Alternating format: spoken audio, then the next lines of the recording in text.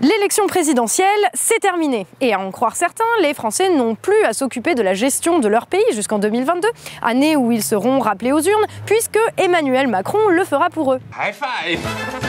Mais ici, au fil d'actu, ce n'est pas notre conception. On pense au contraire que la démocratie, ça se pratique tous les jours et que tout ce qui permet de discuter ensemble de l'avenir de notre pays est bon à prendre. C'est dans cet esprit qu'on va revenir sur les principales leçons de l'élection, sur les défis qui attendent le nouveau président et sur ce qu'on pourrait faire pour que notre rôle à tous ne se limite pas à mettre un bulletin dans une urne tous les 5 ans. Pour commencer, que retenir de ce second tour et de cette élection de manière générale? D'abord, que Macron a réussi son pari de se faire largement élire sans modifier une seule ligne de son programme. Une victoire à 66% qui doit évidemment beaucoup à la présence face à lui de Marine Le Pen. La candidate a bien sûr été handicapée par les larges et réguliers appels à l'unité républicaine contre elle, mais elle a par ailleurs souvent donné l'impression de tendre le bâton pour se faire battre, tiraillée entre une posture de représentante des oubliés de la mondialisation et le besoin de satisfaire une base militante toujours très marquée idéologiquement. En gros, elle n'a pas su se donner les moyens d'apparaître comme une alternative crédible et rassembleuse pour la majorité des Français. Ses partisans pourront le déplorer, ses opposants s'en réjouir, mais les faits sont là, et la large victoire d'Emmanuel Macron semble montrer les limites du vote Le Pen comme outil efficace de contestation du système. Car visiblement, les personnes qui ont voté pour Marine Le Pen ne sont pas les seules à être insatisfaites du résultat, et c'est là le deuxième enseignement du scrutin. Au premier tour, on avait vu que 4 candidats différents avaient rassemblé sur leur nom et sur des projets très distincts un nombre d'électeurs plus ou moins équivalent. Dans ces conditions, le niveau élevé de l'abstention et du vote blanc s'explique facilement. Il est en effet assez logique que de nombreuses personnes ayant voté pour François Fillon ou pour Jean-Luc Mélenchon ne se soient retrouvées sur aucune des 2 candidatures restantes. Pas étonnant donc que ce second tour n'ait pas permis de réduire les fractures entre les Français. Et dans cette optique, la balle est pour l'instant dans le camp du nouveau président et de sa future majorité, en admettant qu'il en est une au lendemain des élections législatives. Emmanuel Macron sera-t-il capable de faire mieux que son prédécesseur? Si les plus engagés ont déjà un avis sur la question, la majorité des Français le jugeront sur son action. Je ne me laisserai arrêter par aucun obstacle. J'agirai avec détermination et dans le respect de chacun.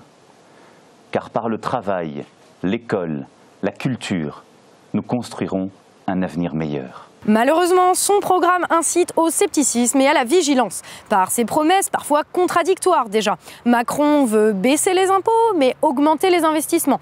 Macron veut baisser le niveau des cotisations sociales, mais mieux rembourser les soins. Macron veut embaucher des enseignants et des policiers et défendre l'hôpital public, mais baisser le budget de l'État et supprimer des emplois dans la fonction publique. Macron veut renouveler la vie politique, mais en recyclant des politiciens de tous les partis en place depuis des décennies. Mais au-delà de ces contradictions, que d'aucuns mettraient sur le compte de la démagogie, de l'électoralisme, l'orientation générale du nouveau président semble s'inscrire dans la lignée des politiques menées ces dernières années, qui ont pourtant enfermé de nombreux Français dans la crise, la précarité, la désindustrialisation, la désertification rurale et le chômage de masse.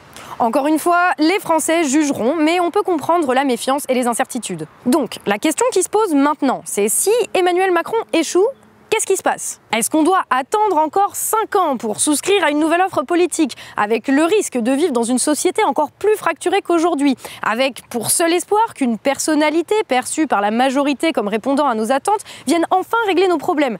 Ou est-ce qu'on essaye de faire autrement? Aujourd'hui, chaque politique, chaque expert qui passe à la télé prétend savoir quels sont nos problèmes et comment y répondre. Pourtant, leur vie, c'est pas la même que la nôtre. Pourquoi, du coup, est-ce qu'ils seraient mieux placés que nous pour savoir de quoi on a besoin? Quand payera-t-on décemment le métier politique? Un parlementaire perçoit à peu près 5 000 €. Oui, moi je pense qu'il faudrait... Non, c'est pas assez. Pire, à toujours les entendre parler, on finit par reprendre leurs mots pour définir notre réalité. Beaucoup d'usagers ne comprennent pas et certains se sentent pris en otage. À Nice, Peggy Ramani et Christine Guérard. On veut un service minimum, on est devant les grilles, on est pris en otage. Alors on est encore pris en otage, c'est inadmissible. C'est inadmissible qu'on puisse être pris en otage comme ça. Mais c'est à nous d'affirmer ce qui pose problème aujourd'hui, avec nos mots à nous, de partager nos constats et d'essayer de réfléchir à ce qui serait mieux pour nous. Pourquoi est-ce qu'on aurait besoin d'eux pour ça? On a assez de bon sens pour réfléchir sans eux, non? Alors, jusqu'à récemment, on n'avait aucun moyen d'expression publique. La télé, les journaux, c'était réservé comme moyen d'expression à quelques personnes qui étaient légitimées par le système. Mais aujourd'hui, on a des outils pour s'exprimer publiquement. Pendant la campagne qui vient de se terminer, on a vu un phénomène nouveau. Des hommes politiques ont utilisé YouTube ou Facebook pour s'exprimer directement devant les Français. Mais ces gens-là avaient déjà accès aux médias traditionnels. L'intérêt principal de YouTube et des réseaux sociaux, c'est pas d'offrir à Jean-Luc Mélenchon ou à Florian Philippot de nouveaux canaux de diffusion. Bonjour. Bonjour. Bonjour. Bonjour. Bonjour. Bonjour. C'est que tout le monde, chacun d'entre nous, les gens normaux, peut s'en servir pour prendre la parole. Et pour échanger aussi. Regardez tous les commentaires que vous nous laissez sous nos vidéos et les discussions que vous y avez. Ça, c'était totalement impossible il y a encore quelques années. Il y a quelques années, j'aurais jamais eu la possibilité de donner un point de vue ni de m'adresser à des dizaines, voire des centaines de milliers d'entre vous.